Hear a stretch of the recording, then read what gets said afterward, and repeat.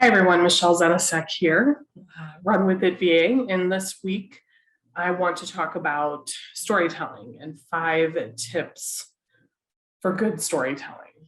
And the first thing I want to say is that obviously storytelling is very, um, sorry, losing the train of thought here. It's really a great way to market yourself. I mean, what better way to reach your audience is by telling them about your experiences with with what they deal with and how you've overcome. And um so I mean, next to testimonials, it really is a great way to market yourself to your audience.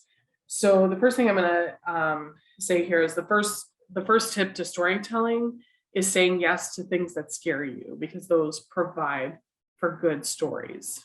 So if there's something that you want to do and fear has been getting in the way of you doing it, then think about that, because once you do it, you overcome that fear and you do it, and it's, even if it's a failure, it still makes for a good story. I have a client who um, is a business coach, and she had this brilliant idea with her business to sell t-shirts. And this was several years ago, and she tells that story all the time,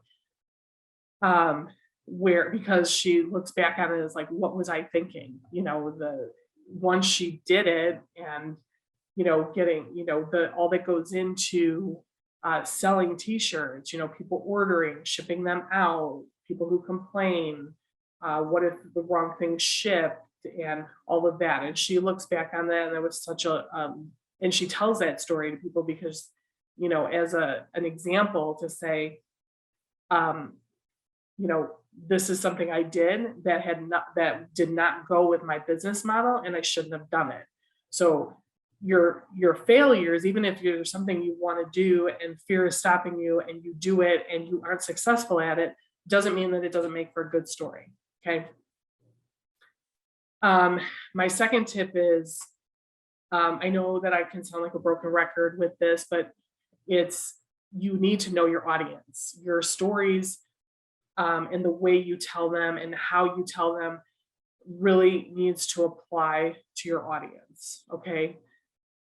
So that kind of leads into my third tip, which is you're describing the obstacle you face, or describing that thing that you put off for so long because of fear, and how you overcame it. And it needs to be relevant to the problems you solve for your ideal client.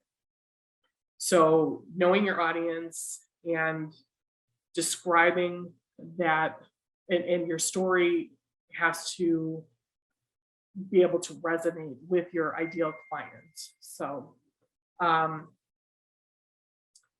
the next thing is, the fourth tip is use visuals if possible. Seeing is believing. So you could do a presentation with some graphics, or maybe even some pictures from what your story is about, and it can will help resonate with your audience, because they're going to see it. And so seeing, like I said, seeing is believing.